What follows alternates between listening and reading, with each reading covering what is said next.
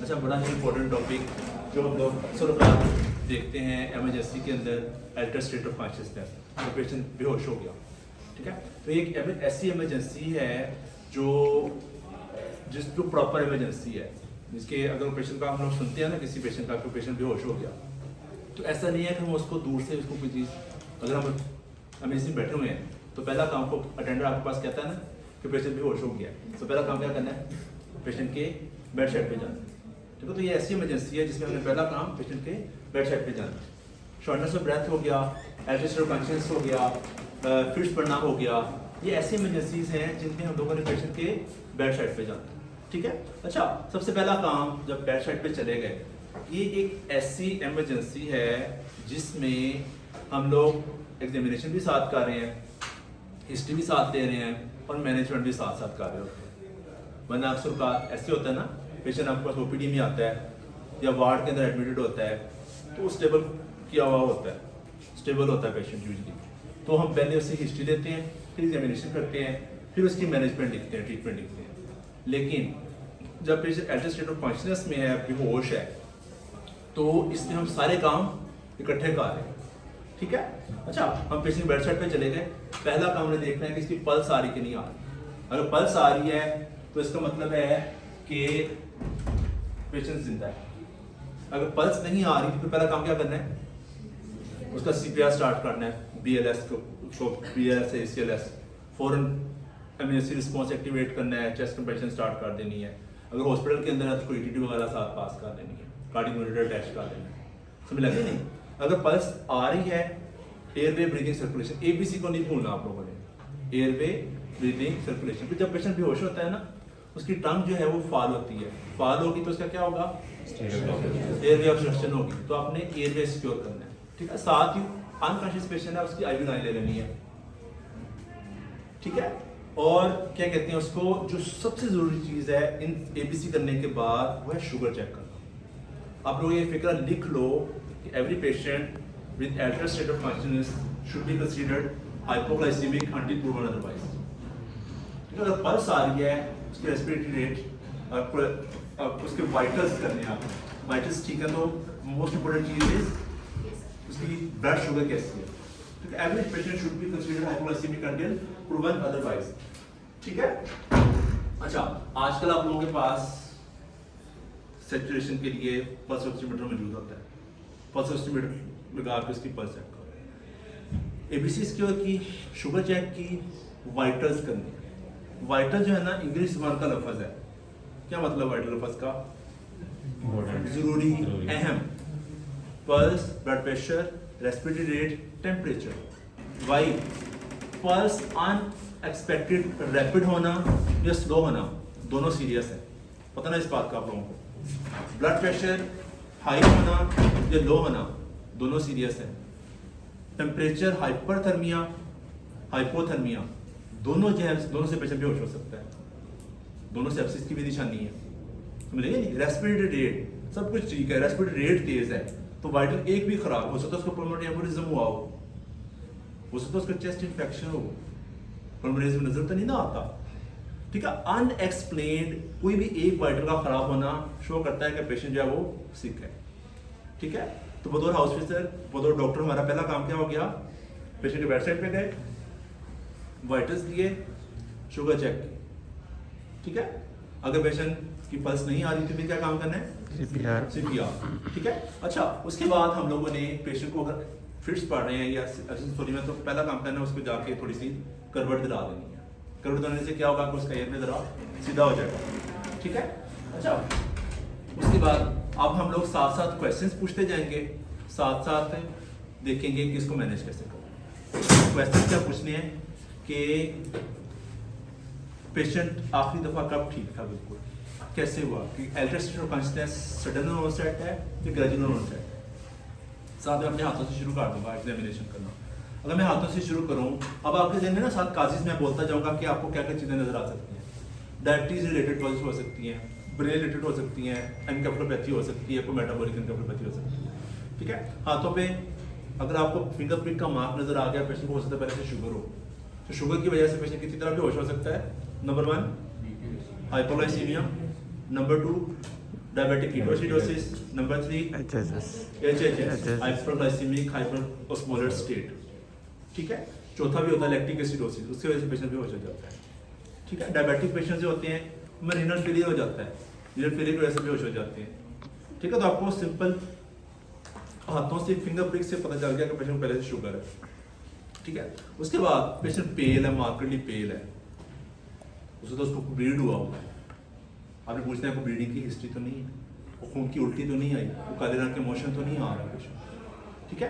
Patient का हाथ yellowish है, जोंडाइज्ड है, आपको हाथ पे क्लबिंग मिल जाती है या हाथ पे आपको पाल्मर रिदमा डिफरेंट कॉन्ट्रैक्शन मिल जाता है, वो किस चीज़ की निशानी है, chronic liver disease, hepatic encephalopathy, ठीक है। अगर पेशेंट पूरा बेहोश नहीं है, थोड़ा इरिटेबल है या थोड़ा सा कंफ्यूज्ड है, तो आप फ्लैपिंग ट्रेमर्स करवा के देख लेते हैं। फ्लैपिंग ट्रेमर्स क्या होते हैं, हम हाथों कैसे करवाते हैं, हाँ ये फ्लैपिंग ट्रेमर्स आते हैं, ये एसिमेट्रिकल भी हो सकती है, ठीक है। फ्लैपिंग ट्रेमर्स हो गया, फिर आप पल्स भी आए, यहाँ तक समझ आ गया कि यहाँ पे हम लोगों को डायबिटीज के साइंस मिल सकते हैं, CLD के साइंस मिल सकते हैं। अब वो यूरिमिक एनकेफेलोपैथी का थोड़ा सा स्किन की जो है ना रफनेस, उससे अंदाजा हो सकता है कि सीक्रेट हो सकता है स्पेशली, ठीक है। उसके बाद पल्स पे आए, पल्स पे क्या मिलेगा, टैकीकार्डिया, अगर अनएक्सप्लेन्ड टैकीकार्डिया है, उससे तो वोमिटिंग हुई हो, ब्लीडिंग हुई हो, पर रेक्टल ब्लीड हुआ हो उस पेशेंट को फीवर था, सेप्सिस में गया है, उसकी वजह से पल्स रैपिड है उसकी, ठीक है।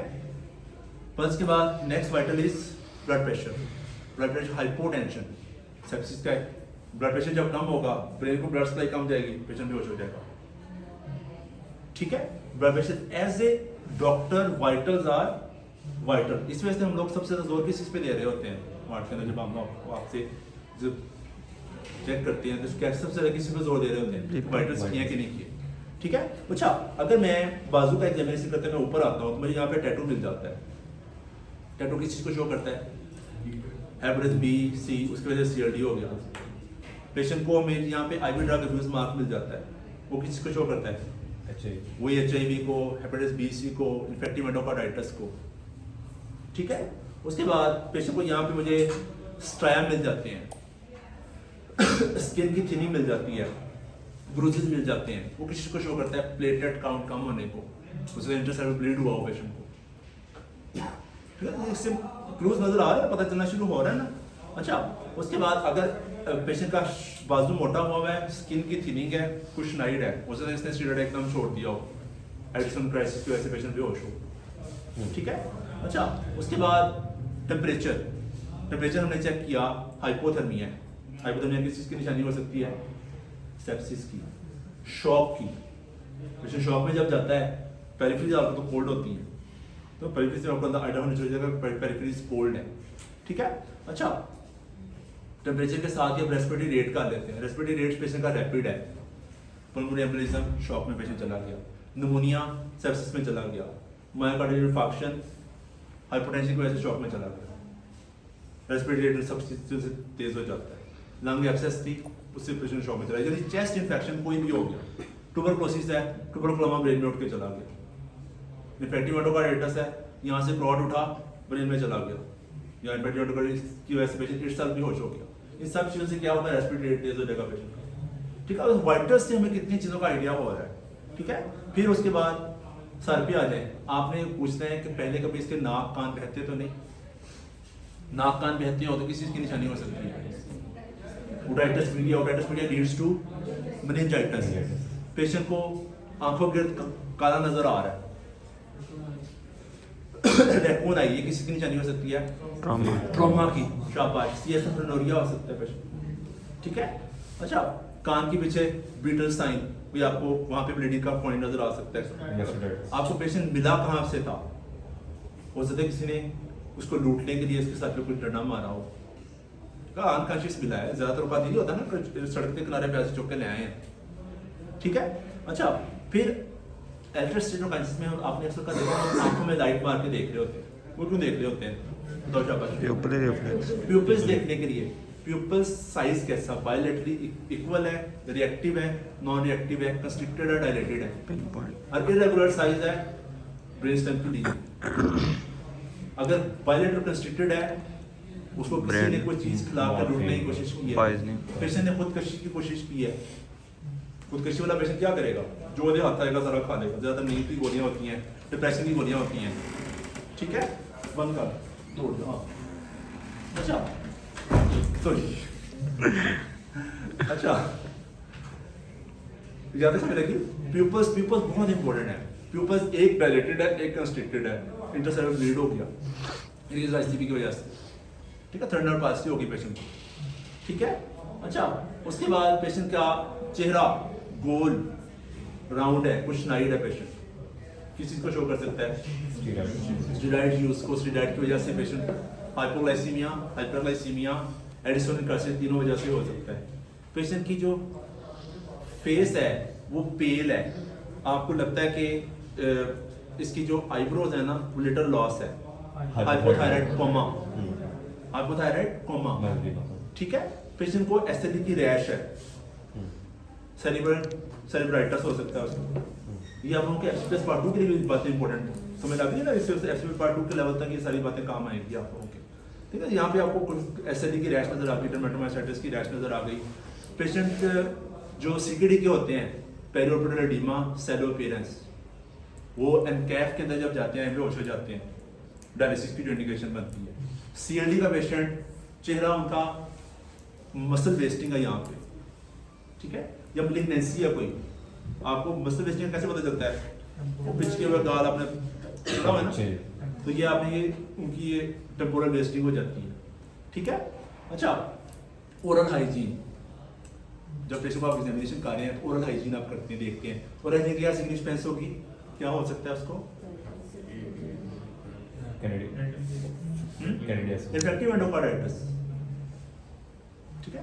एचआईवी, पेशेंट अनकॉन्शियस लेटा हुआ, पता नहीं कितनी देर से डिहाइड्रेटेड, टंग कोटेड है, उसकी टंग ड्राई हुई है, सख्त हुई है, बेहोश जब हो गया, आप उठा के से ला रहे हैं तो टंग से आपको आइडिया हो सकता है पता नहीं कितनी देर से बेहोश पड़ा हुई थी, टंग ड्राई हुई है, उसको पानी फ्लूइड तक नहीं मिला, पानी तक पीने के काबिल नहीं है, पता नहीं कब से, ठीक है।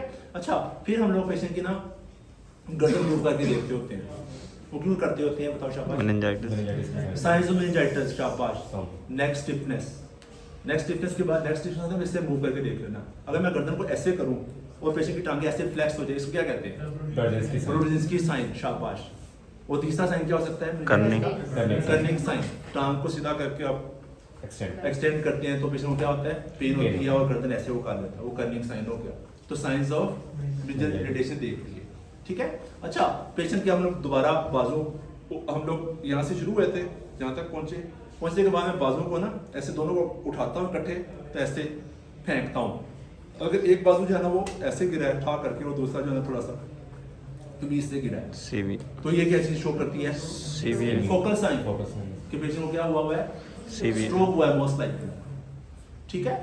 अच्छा फिर नेक पे आ जाऊँ, नेक पे मुझे थायराइड नजर आ गया, hypothyroid coma, hyperthyroidism, grave disease, दोनों में पेशेंट बेहोश हो सकता है।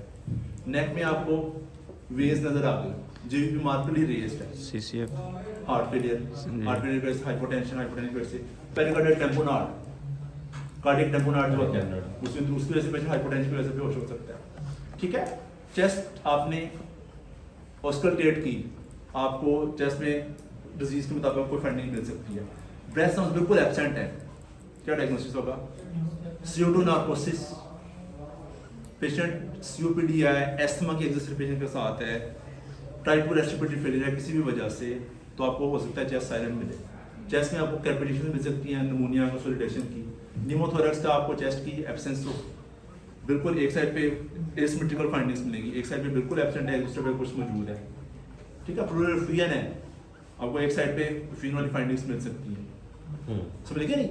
आपको ओवरऑल एग्जामिनेशन करने का तरीका बता दूं। अच्छा फिर हार्ट को ऑस्टोलेट कर लें, हार्ट पे टाइकार्डिया, को मरमर, को चेंजिंग मरमर आपको मिल सकता है, ठीक है। उसके बाद पेट पे आए, पेट पे क्या मिल सकता है बताओ शाबाश? सीएलडी मिल सकती है, इंस्पेक्शन पे एब्डोमिनल एसाइटिस, सीएलडी का पेशेंट है, ठीक है। आपको लिवर श्रंकम मिल सकता है, इलाज मिल सकता है हेपेटोसेलुलर कार्सिनोमा की वजह से, स्प्लीन इलाज मिल सकती है, वेटिकन कफलोपैथी का पेशेंट, उसको हमें यूजुअली सीएलडी के पेशेंट्स मिल जाएंगे, ठीक है। अच्छा, जो कुछ नाइट स्ट्राया होते हैं वो किस तरह के होते हैं? वो पर्पलिश होते हैं, ठीक है शाबाश। प्रेगनेंसी है, पेशेंट एब्डोमिनल डिस्टेंशन है, प्रेग्नेंट पेशेंट फीमेल बेहोश होगी, क्या रीजंस हो सकती हैं?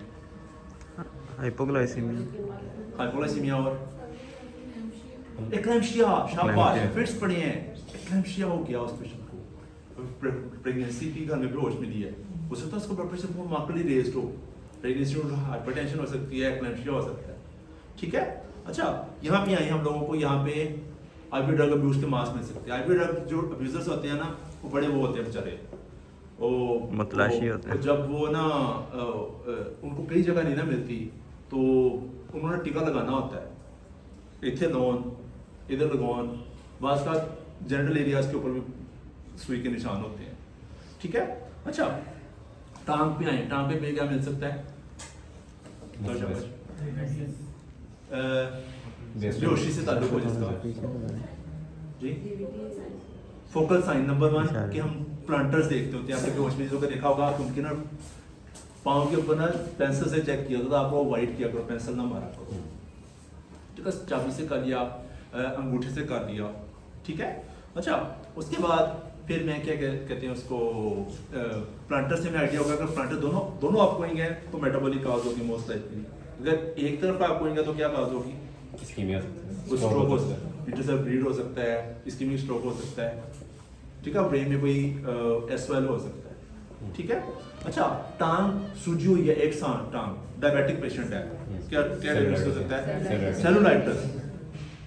सेलुलाइटिस हो सकता है इस पेशेंट, ठीक है। हमने अब साथ साथ एग्जामिनेशंस कर रहे हैं, साथ में से क्वेश्चंस पूछ रहे हैं, और साथ ही हम लोग उस पेशेंट को मैनेज भी कर रहे हैं, हमने उसकी शुगर मैनेज की। अगर आप लोगों को कोई कॉस्ट नहीं नजर आ रही, मिल नहीं रही, तो अगर आपके पास आला भी नहीं है शुगर चेक करने का, फिर क्या काम करोगे? उस पेशेंट को आप डेक्सट्रोज लगा दोगे, ठीक है। अगर आपको लगता है पेशेंट मार्करली मैल नरिश्ड है, अल्कोहल की हिस्ट्री है, ड्रग यूजेज की हिस्ट्री है, तो शुगर देने के साथ और क्या काम करोगे? वीडियो बना रहा हूँ, थायमीन दोगे, शाबाश, थायमीन दोगे। क्यों देंगे थायमीन? वर्निक्स को रूल आउट करने के लिए, आप समझ लेंगे नहीं? अच्छा, अगर आपको पेरिफेरी में काम कर रहे हैं, आपने थायमीन भी दे दी, आपने ग्लूकोज भी दे दिया, मीन्स के आपने 20% डेक्सट्रोज लगा दिए, 2 इंफ्यूल 4 इंफ्यूल लगा दिए हैं, और फिर भी पेशेंट भी नहीं कॉन्शियस हो रहा, तो उसको नलोक्सोन दे दो, ठीक है, फ्लूमेज़िनल दिया जा सकता है। नलोक्सोन किस चीज़ का एंटीडोट है? बताओ शाबाश। ओपिएट्स का, इसको उठाओ जरा। फ्लूमेज़िनल किसका एंटीडोट है? बेंजोडाइज़पिन। फ्लूमेज़िनल बी के करीब है, एफ जो है ना बी के करीब है, ठीक है, बेंजोडाइज़पिन, फ्लूमेज़िनल और एन के करीब है, ठीक है। तो अगर पेशेंट को उसका रेस्पिरेटरी डिप्रेशन होना शुरू हो गया है और आपको कॉज की समझ नहीं आ रही, तो फ्लूमेज़िनल दिया जा सकता है। डॉक्टर समिया मुझे बताइएगा, फ्लूमेज़िनल जो है वो उसका क्या साइड इफेक्ट हो सकता है? आप बताएं। पेशेंट को फिट्स पड़ता है, क्योंकि जब बेंजोडाइज़पिन होता है ना, उसका जो ब्रेन को स्प्रेस करने का जो एक्शन है थोड़ा खत्म होगा, तो पेशेंट को फिट्स पड़ता है, ठीक है। तो इस वजह से बेंजोडाइज़पिन की रिवर्सिव के तौर पर फ्लूमेज़िनल को हम लोग थोड़ा एहतियात से देते हैं, ठीक है। अच्छा, तो मेन में मैनेजमेंट के पॉइंट समझ आते हैं ना, पहले एयर में मैनेज करना है, आईवी लाइन लेनी है, शुगर चेक करनी है, पेशेंट को एक साइड पे लिटाना है, उसको मैंने आईवी ग्लूकोज देनी है, ग्लूकोज देने के साथ मैंने क्या काम करना है? थायमीन देनी है, नलोक्सोन देना है, फ्लूमेज़िनल देना है। फिर हमने इन सारे एग्जामिनेशन के पॉइंट ऑफ व्यू से फर्दर इन्वेस्टिगेशन करनी है। अब ब्रेन के लिए मैं क्या इन्वेस्टिगेशन कर सकता हूँ? सिटी स्कैन, सिटी स्कैन में हमें एसवेल नजर आ जाएगा, ब्लीड नजर आ जाएगा, अगर पेशेंट लेट प्रेजेंट हुआ तो हमें इस्कीमिक स्ट्रोक भी नजर आ सकता है। पहले 24 में नजर नहीं आएगा, लेकिन ज़्यादा नजर आ जाता है। ब्रेन एडिमा नजर आ जाएगा, एसवेल की ब्रेन एब्सेस नजर आ जाएगी, ठीक है। अच्छा, पेशेंट को सेप्सिस है, कौन से टेस्ट करवाएंगे? सीबीसी पे टीएससी काउंट मिलेगा, ठीक है, शाबाश। प्लेटलेट काउंट डिक्रीज हो सकता है, डीआईसी में जा रहा है पेशेंट, जो ब्लड कल्चर करवाएंगे। अब आपको इन्वेस्टिगेशन के समय लग गई ना, पेशेंट बेहोश लेटा हुआ, मैंने उसको क्या इन्वेस्टिगेशन करवानी है, उसको ब्लड कल्चर करवाया जा सकता है, ठीक है। एलएफटी का क्या रोल है? आप लोग भेजते हैं ना बेहोश इसका एलएफटी बने किस क्या कौन सी डिजीज को रूल आउट करने के लिए in cap chronic disease fatigue encephalopathy समझ लगी नहीं आरएफटीज कमाने हैं किस चीज के लिए uremic in cap uremic encephalopathy के लिए सीरम इलेक्ट्रोलाइट बड़ा इंपॉर्टेंट Metabolic कॉज है किस चीज के लिए Metabolic hypernatremia both can lead to in cap altered sensorium serum electrolyte labs की में लगी हमारी हिस्ट्री हो गई एग्जामिनेशन हो गया लैब्स हो गया ठीक है ईसीजी करवा रहे हैं चेस्ट एक्सरे करवा रहे हैं अब ईसीजी के ऊपर अरिथमिया की वजह से हाइपोटेंशन हुई थी पेशेंट एमआई हुआ था ईसीजी जरूरी है ठीक है एक्सरे करवाना है क्या देखने के लिए pneumonia जो लंग्स की फाइंडिंग हमें कोई मीडियम पेशेंट को स्टेबल करके भेजना है एक्सरे करवाने के लिए सीटी स्कैन करवाने के लिए पेशेंट की पल्स ब्लड प्रेशर वाइटल्स सही होंगे तो उसको भेजना है वरना बेड साइड होना चाहिए आइडियली ठीक है अच्छा एक्सरे हो गया ईसीजी हो गया